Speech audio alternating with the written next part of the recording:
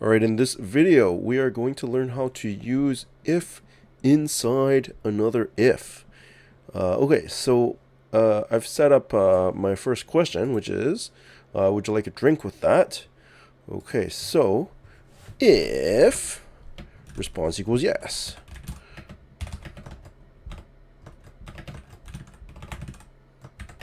And I'm going to also put or, and I want to do the capital letter too. So we'll do that. And I'm going to pause here and ask you, is there anything wrong with this? And you can pause and try and think of that, and then unpause when you have figured it out that, yes, I made a mistake here. This should say response equals equals as well. Okay, so if response equals yes or response equals yes capital Y, we're going to print great. And then we're going to get another input. Okay, so we'll call it, we'll call this, say, drink response equals input, 1 equals input, I don't know, water or juice.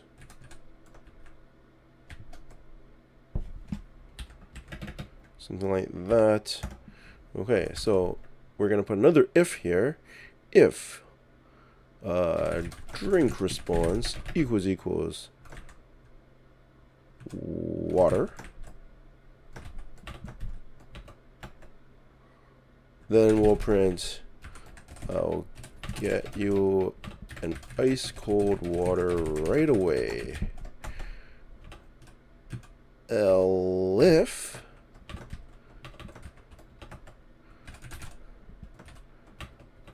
elif, oh sorry, I need something in my elif.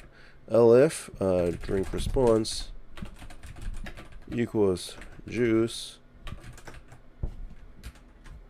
print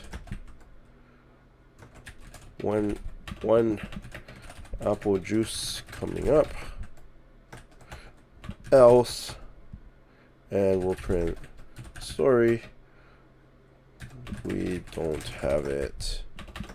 Okay, now let's review what we've done here.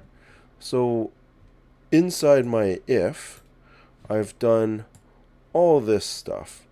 You can see that no other line of code lines up with the bottom, with the left edge of this if. That means all of this is inside this if. But inside here, we can see we've done something, which is we've made another if. And you can see that this if, now this if is just a normal if, elif, else.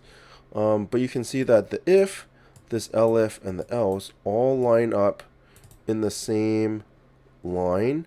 That means they're all part of the same block. And all of these blocks are inside this original if. So all of this stuff only happens if I've said yes or capital yes. Okay. Yeah, I think that's it. And then we can put another else here.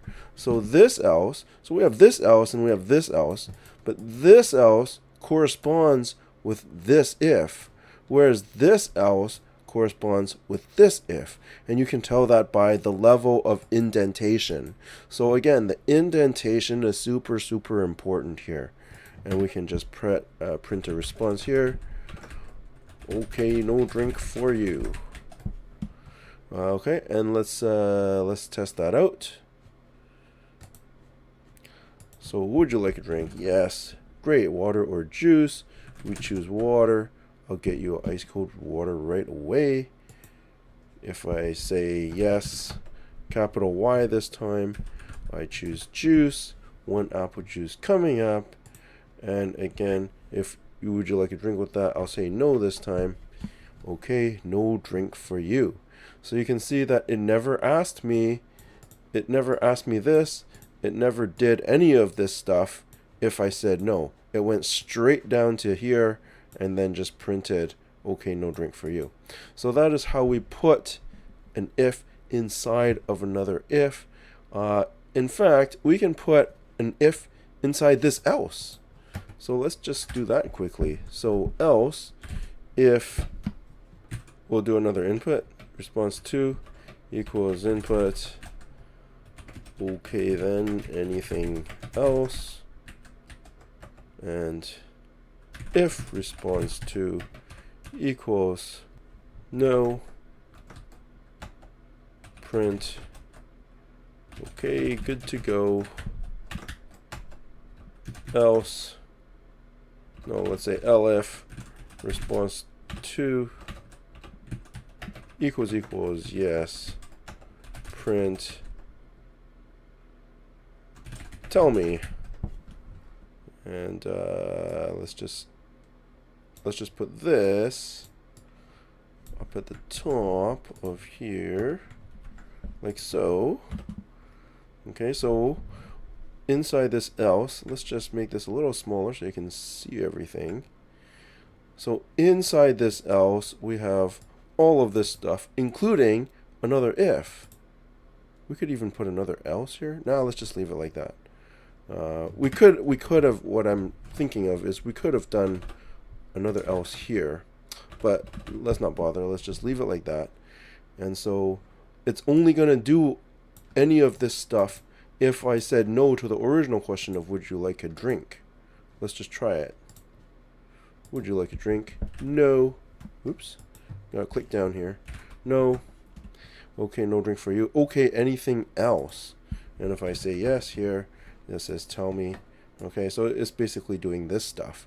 So all this to say that we can put inside of these if and else, we can put other ifs and else, and even if we wanted, even we could put another if inside here, and so you have if inside an if, or what have you. So these things can kind of nest together like those nesting dolls. Anyways, I believe that's all for this particular lesson. We'll see you in the next one.